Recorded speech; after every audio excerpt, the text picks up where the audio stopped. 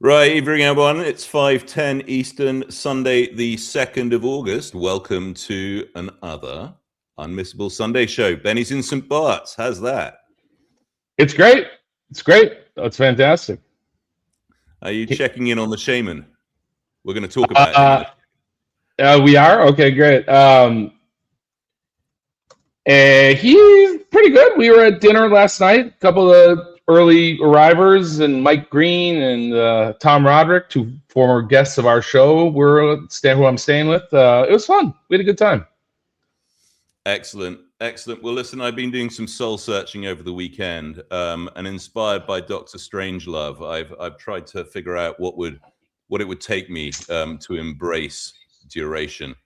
Which is why I bring up, just to translate for everyone. Ben is at Hugh Hendry's conference, who I fondly refer to as the shaman of St Barts and seller of TLT call options. So we're going to come to that. That was years ago, though. To be fair, that was years ago. I know it is, but the reason was, and we slightly touched on this on the Ask Me Anything show, is that there are some disturbances in the force going on. You've got Lacey Hunt, Hoisington Asset Management, calling time on the bonds after 40 years as a bond bull. And you've got Kevin Muir, another friend of the show, who has been a long-term bond grizzly bear, who's sniffing opportunity on the long side. Meanwhile, it feels like a lot of the people that I talk to, and certainly a lot of my readers, if the Twitter polls to judge anything by, remain pretty bearish. It was interesting. We talked about that a little bit at breakfast this morning. Mike and I did, and Lacey had texted him or emailed him. Sorry, and he, I had brought that up, but I haven't read his stuff yet. But he said he basically, said that there's an underinvestment. His argument is there's an underinvestment of capital, and using a traditional DSG, classically trained economist model is that there's gonna be a labor shortage, and so capital has to rise. Mike had mentioned the paper that argued basically that real rates have been rising for a long time because of the defined benefit versus defined contribution, which started in '78. And that, he argued to me, which I found kind of interesting, that the monetary policy brought us down to the low rates, but it actually, if you adjust for that, we got very negative. And so that now we have these real rates again, and then at some point it's going to be too high, and then basically it will break things, and then my SOFRs will finally do what they're supposed to do. Okay. Well, one of the key things that I was focusing on my paper at the weekend was the impact of hyperscaler debt issuance on this whole debate around duration. Because, and we've touched on this slightly before, all of these 10-year, 30-year bonds that the likes of Meta, Oracle, SpaceX even are putting out right now, these aren't all getting taken down outright. A lot of this is, and a big number is being treasury hedged, more supply. And then at the front of the curve, all of these SPV financings, right? Yes, they're funded on a floating rate, but what do you think these CFOs and treasurers at the hyperscalers are doing straight away? They're turning around and swapping it to fixed. Again, more duration supply. So, I mean, to put it in perspective, in the first half, and I've got a slide on this here.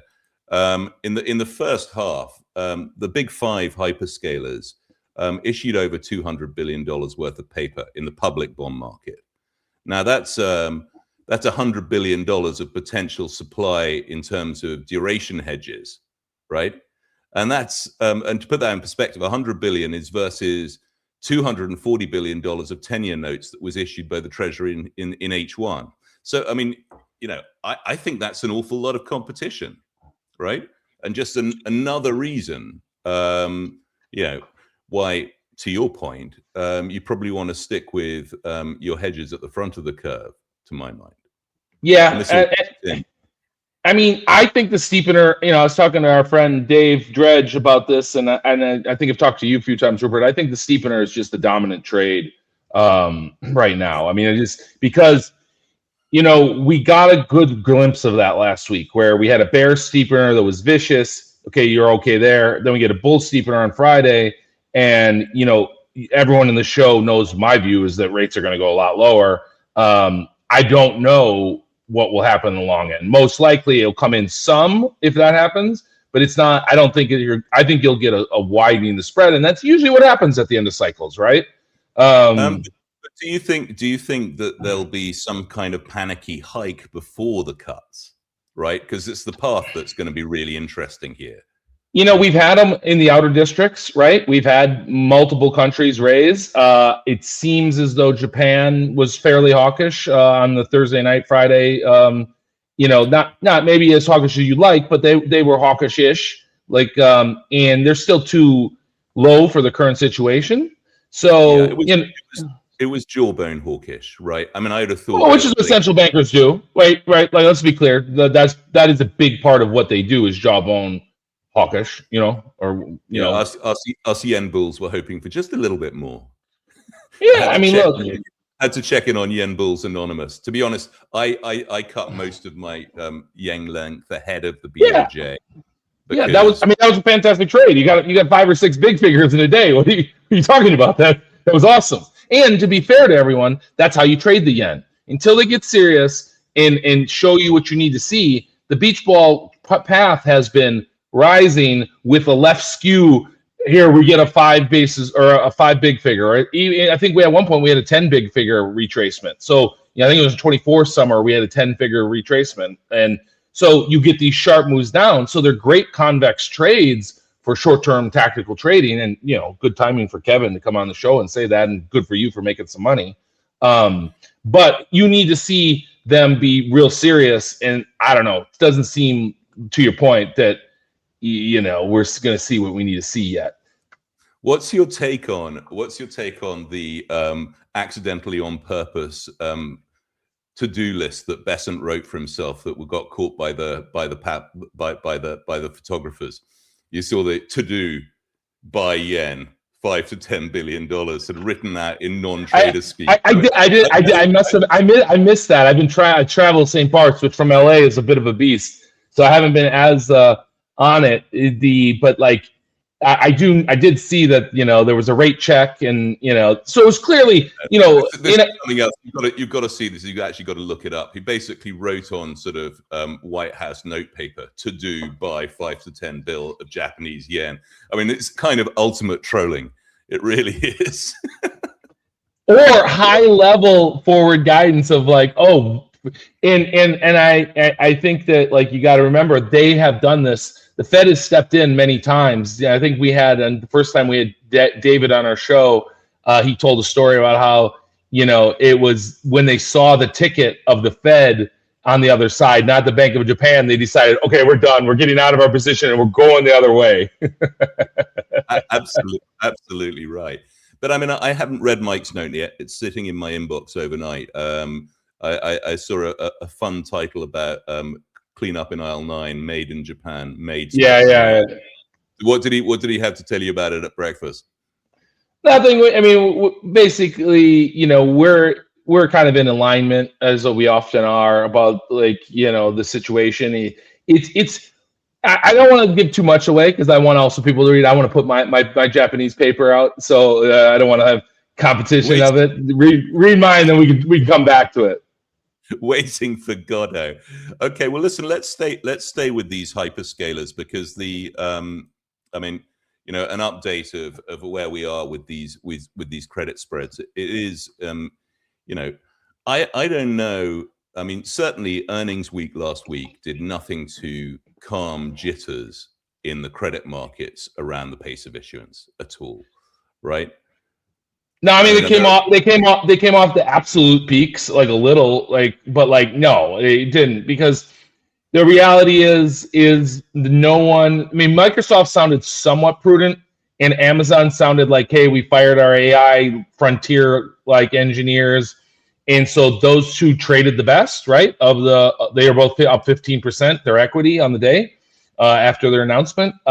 Meta did not say that and got hammered. Google did not say that, got hammered. CoreWeave hit 850. When we were kind of giving you guys the look on short CoreWeave, it was 465. So that's one hell of a fucking move. Sorry for my French, but 400 bips in 2 months is a big move, man. It's a big move in credit. It really is. So, I mean, okay, let's just unpick that a little bit because, ultimately, I mean, Microsoft is relatively unique. They haven't tapped the public bond market yet, but don't get me wrong. I mean, they're up to their necks in SPV financing, right? They just haven't done the big public debt deal yet. And then there's this narrative around Amazon that they've kind of cracked the code around how they're going to handle this whole build out. And I'm just not convinced, right? Is commodity compute, which they have decided that they're going to dominate in via AWS, it's not a big multiple business. Is Amazon cheap enough to for investors to just simply shrug that off? It's tough. It's tough to say. I would say that, like, we have some slides of like where they're at, but like the Amazon, Microsoft, go a little far here. Let me find it. Tell me where it is. And it's there's one that says Fortress balance sheets. Okay, I know where you are. Let me give me 2 seconds.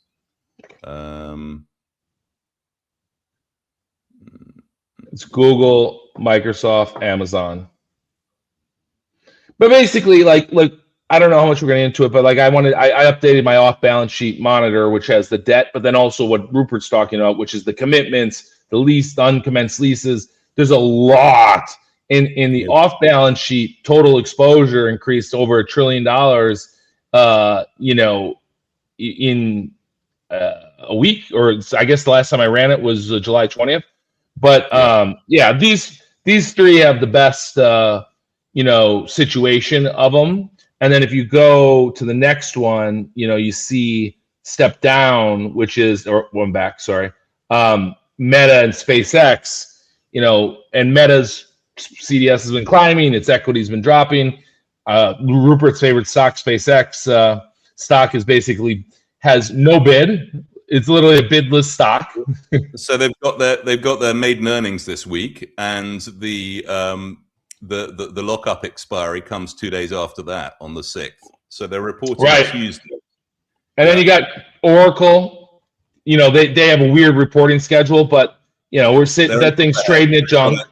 They've got a November year end, so they always report a month ahead of the others. But that's still above 200 bips, and in the private market above 300 bips. And then we have our friends, the Neo Clouds.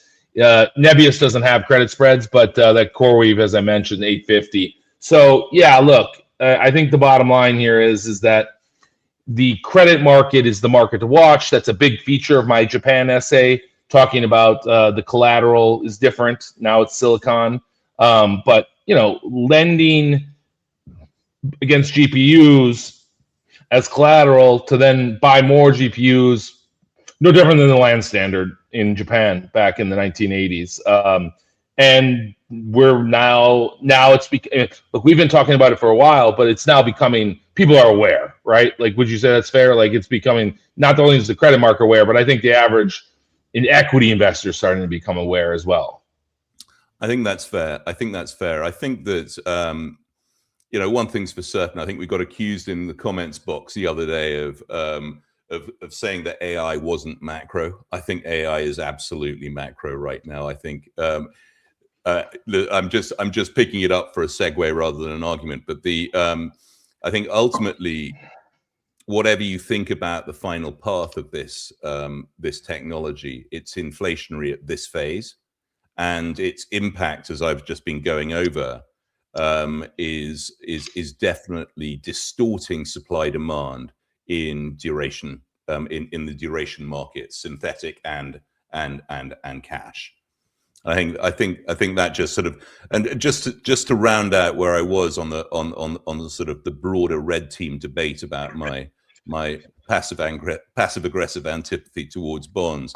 I mean, this for me is still the big one. This is stock bond correlation since the pandemic, and that is just higher highs and lower lows. I think we're back into, frankly, the regime that existed from World War II until 2000, when we had this weird 2 decades of negative correlation between stocks and bonds. which sort of brings us neatly back to where you are, where you're staying right now. So I think we need to check in on the cult of St Barts. I mean, tongue in cheek. I'm hoping you're not going to get too much thick at dinner this evening, but you know, the amount of open interest in deep out of the money TLT calls right now is still insane. Everyone still thinks that's the lottery ticket. I mean, well, I don't like TLT as much as I like the IEF and the 10-year, 7-year bucket for stuff that we talked about, you know, with the supply gap from the off the run. But like, yeah, look, there's still a call skew. And I mean, look, I think that if you think about, if I read it right, I think it was 84% or 86% of incremental GDP driven by AI CapEx. The credit market's telling you AI CapEx, they're a little worried about it. If that is what ends up shutting these guys down, then it's going to, because they're close to using all their free cash flow. And I think we have a slide in there somewhere, but like, you know, we had 2 negative free cash flows and Meta was, you know, just, well, not for normal companies, but for them, under $1 billion of free cash flow. So, you know, we're getting close to where the credit markets could send it.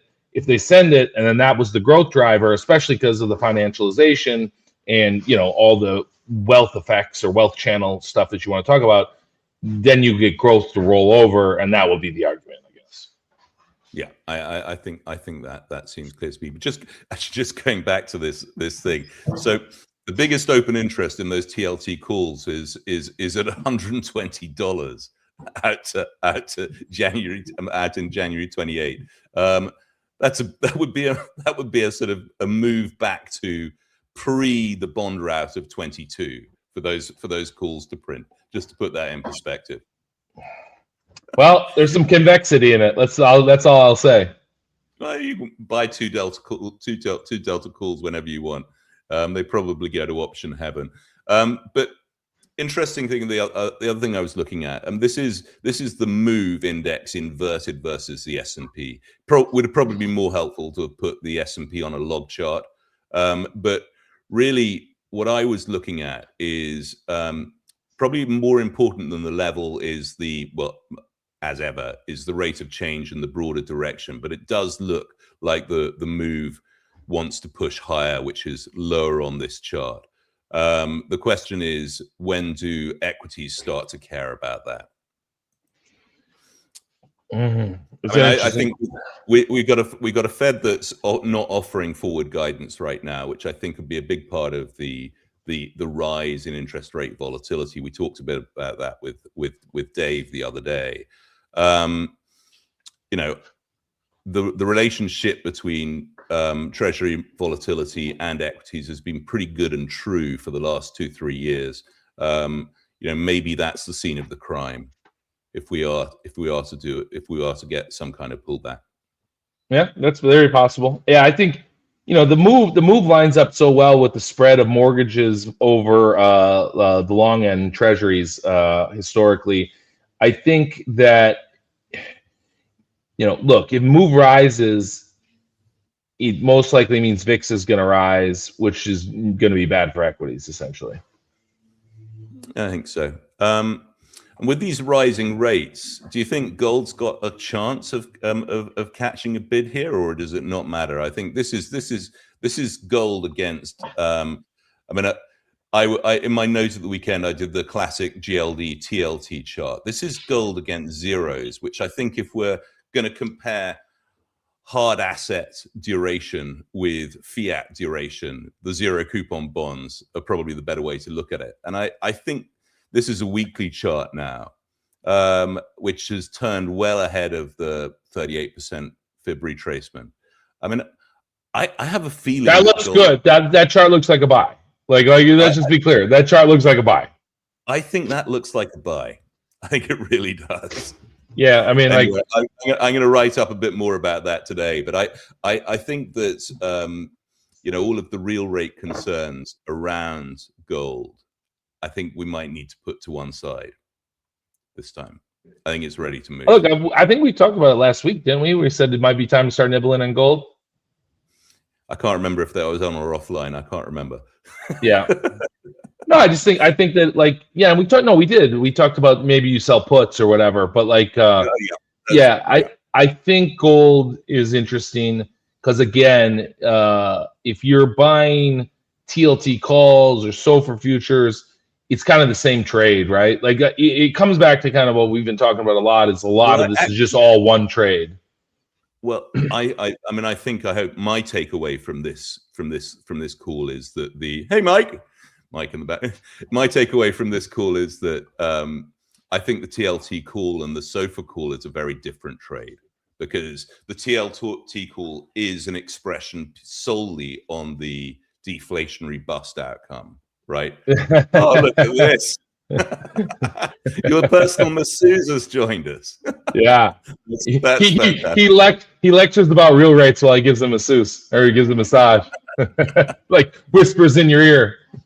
Whereas, sorry, to just backtrack, the TLT calls is really, that works in the deflationary bust, right? Whereas your SOFR calls or your SOFR position work when you get every single Fed reaction function or central bank reaction function that we've lived through in the past, which is if stocks crap out, they're going to cut rates hard and fast, right?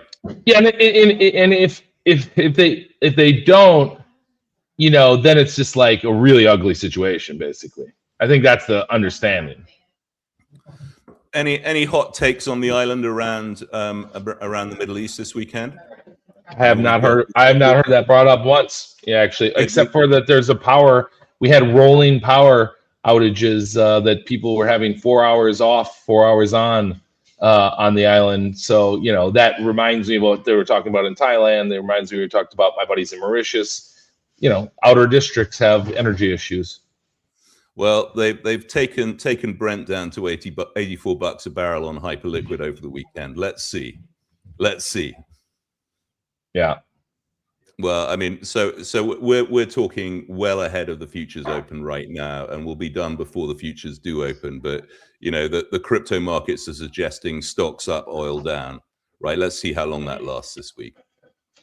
It's been a never-ending narrative of since I was in Dubai when the war started. Unbelievable. I can't believe it. What was that? It's 5 months ago now, right? It's so crazy. Perfect. Well, listen, we're going to keep it short and sweet tonight, unless there's anything else you want to talk about, Benny. We'll stick all of your slides on the Hyperscaler CapEx model in the show notes for subscribers. Until Thursday, where I think you just might have given away our mystery guest for Thursday. Yeah. Once you from the same villa. Exactly, from the same villa. Don't get any feedback issues is all I'm going to say. Well, listen, we're going to call it there. Thanks for joining, everyone. That is Benny in St Barts and the squirrel at home in Melbourne, and we are out.